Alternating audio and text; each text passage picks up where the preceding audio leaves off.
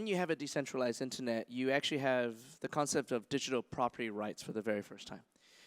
It all goes back to ownership. And there are decades worth of political and social theories that back up, and economic theories, actually not even decades, centuries of theories that back up why property rights matter so much in human society.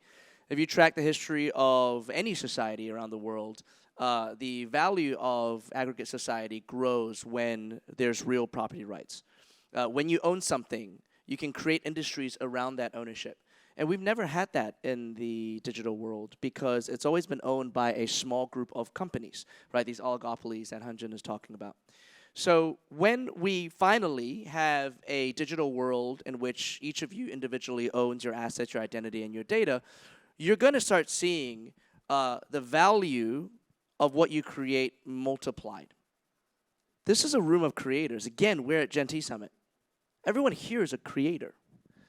Your primary value to the world is what you make. You're not a cog. If you were just a cog in a big machine, you wouldn't be here. Okay? Not at this summit. You guys all create. And there is a value to what you create. But you guys also know that you don't actually get to control the value of that creation today. Somebody else sets the price for that. In the future, we should be able to set our own price. And then we should be able to multiply it because we can create industry around the things that are made. Okay, it's not just important for us, for the next generation, the one after that, right? In our generation, we're going to have one Hanjin. But the reality is that for the next generation, everyone believes they can be Hanjin. And that is the beauty of Gen Z. And we have to give them the technology that allows them to actually price what they create. So that's going to be the major difference, is that it's real digital property rights, and then we can actually create an equitable equitable digital economy around those things that we make. Gary, just following up, you're building the rails for this. You're building the monorail rails for this whole thing as a part of Terminal 3. That's how you're starting to get all of this going, isn't it? I'm building a very specific set of blockchain-based infrastructure that, with a very specific goal, which is we believe in a world in which data, individual personal data, your data, can be freely composable, meaning that it can free flow across applications and protocols while remaining fully private.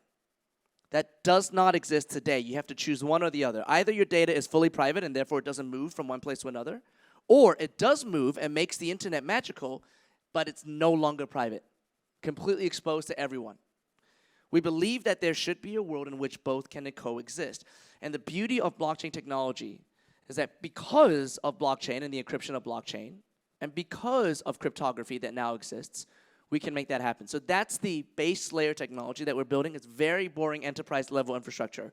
But if we get it right, we can exist in a digital world with whatever identity that we want to have, however we want to express ourselves without giving up our private data, and yet still have the magical experience of the internet that we enjoy today, without anyone else owning the stuff that you create. But Hanjin's going to make it even more interesting. So how will you think the future of Web3 be?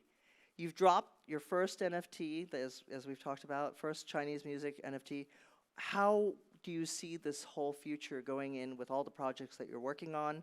And what is the future for you? Thank you, Angie. KISS. I've dropped 4. First was the music one that got the headlines on CoinDesk and TechCrunch and that. But after that, I dropped some even more important POCs. What I do is the opposite of what he does.